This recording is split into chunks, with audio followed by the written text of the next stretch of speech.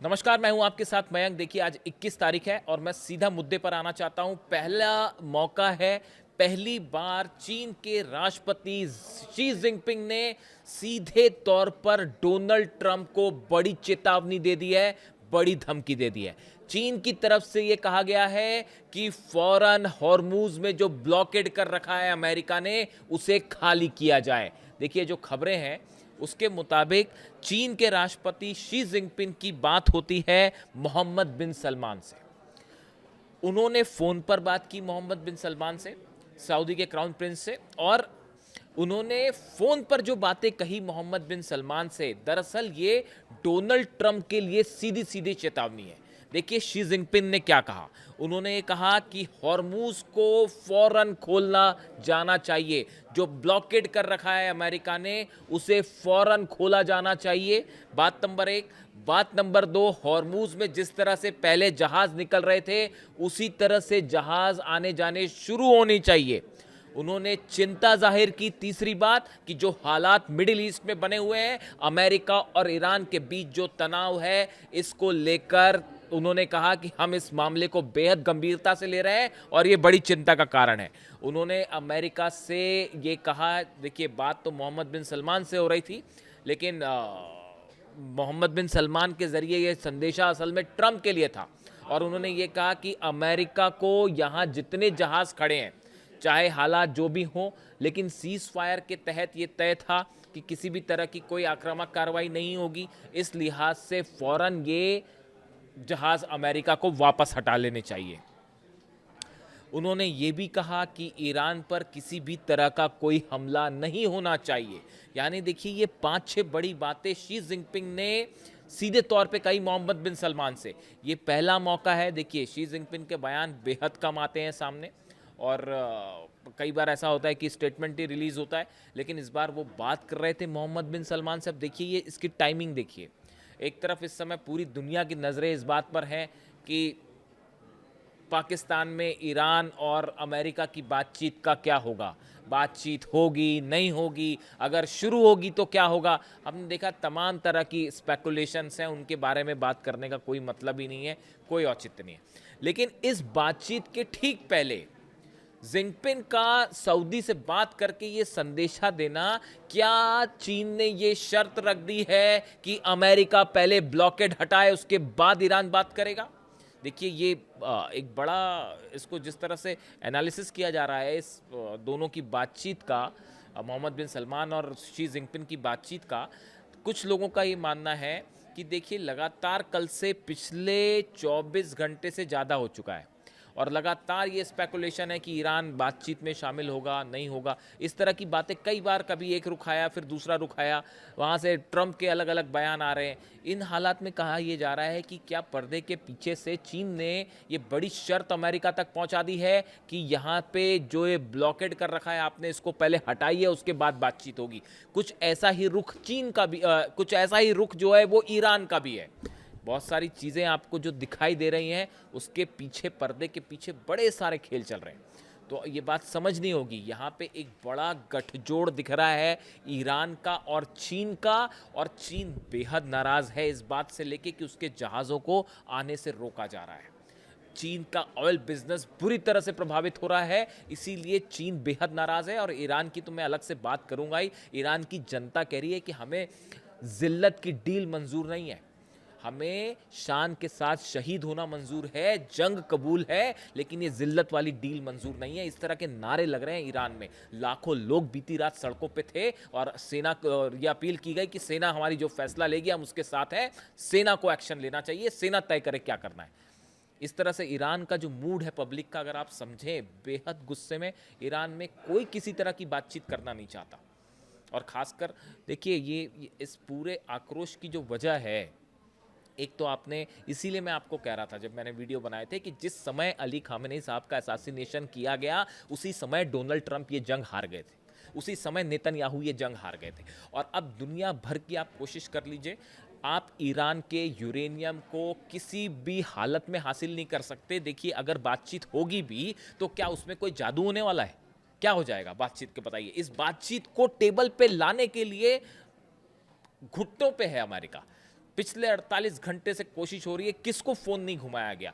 रूस Moscow phone घुमाया गया, बीजिंग फोन घुमाया गया, सऊदी से बात हो रही है, अरब देशों से बात, पाकिस्तान से बात की, किसी तरह से ईरान को आप टेबल पे ले आइए, ये कोशिश हो रही। अब अगर बातचीत कर भी ली ईरान ने तो क्या होगा? उससे क्या यूरेनियम छोड़ने को तैयार हो जाएगा ईरान? कतई नहीं तैयार होगा। और आपको जो ईरान की जनता कह रही है हम जंग के लिए तैयार हैं, ईरान का हर शख्स जंग के लिए तैयार है।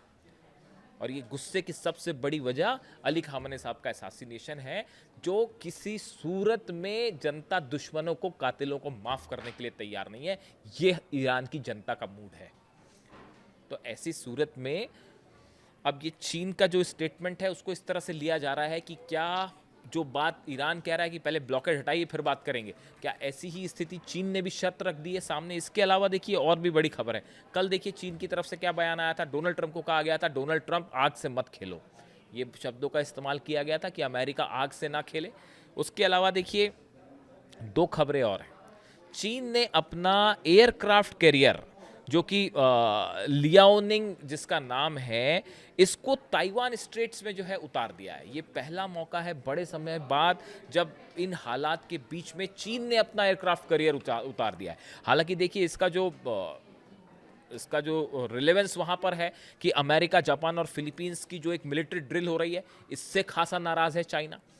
ऑयल से जो नुकसान हो रहा है ईरान के साथ, वो तो बिजनेस में वो गुस्से की एक वजह है ही, लेकिन ये जो मिलिट्री एक्सरसाइज है और साथ में जापान ने जो JS अगाजुची एक जहाज़ है एयरक्राफ्ट करियर, वो भी उसको भी उतारा, चीन के करीब लाया, उससे भी चीन बेहद नाराज़। यानी देखिए ऐसा लगता है कि चीन को ये लगने लगा है कि उसका ऑयल बिजनेस खत्म करने की कोशिश हो रही है, पहले वेनेजुएला में, फिर ईरान में, उसके बाद अब ये military drill America, Japan, Philippines की, जापान का एयरक्राफ्ट करियर आना, ये चीन को घेरने की, यानी ये जंग ऊपरी तौर पे एक ईरान और अमेरिका की जंग तो है ही, लेकिन ये अंदर ही अंदर एक बड़ी जंग छिड़ चुकी है चीन और अमेरिका के बीच वर्चस्व की। और अब शी जिनपिंग का सामने आना और उसकी टाइमिंग देखिए सामने आना, ये डोनाल्ड ट्रंप के लिए माना जा रहा है कि पहली बार चीन ने सीधी धमकी दी है, वो भी राष्ट्रपति के स्तर पर। इस तरह से कहा गया कि फौरन जो है आप अपना ब्लॉकेड हटाइए, इस तरह का संदेश दिया गया।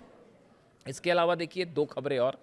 एक खबर ये है कि यूनाइटेड नेशंस में जबरदस्त बहस हुई है, चीन और रूस एक तरफ रहे और अमेरिका दूसरी तरफ, और तीनों देशों के बीच जबरदस्त बहस देखने को मिली, एक तरफ अमेरिका, एक तरफ रूस, चीन। देखिए कहानी कहां से शुरू होती है कि वॉशिंगटन मतलब अमेरिका की जो रिप्रेजेंटेटिव है यूनाइटेड नेशन सिक्योरिटी काउंसिल में, उन्होंने आरोप लगाया Washington alleged Beijing is aiding Moscow through dual-use supplies, while also accusing Russia and Iran of dangerous military cooperation impacting Gulf security. America की तरफ से दो आरोप लगाए गए सिक्योरिटी काउंसिल में। पहली बार ये कहा गया कि जो यूक्रेन की जंग चल रही है, इसमें चीन ऐसा मटेरियल प्रोवाइड कर रहा है रूस को जो कि डुअल यूज होता है, उसको इंडस्ट्रियल इस्तेमाल भी होता है और उससे मिसाइल्स भी बन सकती है। यही बात ईरान के लिए भी कही जाती है। तो ये आरोप अमेरिका ने लगाए और ये भी कहा कि रूस और ईरान का जो मिलिट्री गठजोड़ है, इसकी वजह से गल्फ में हालात खराब है।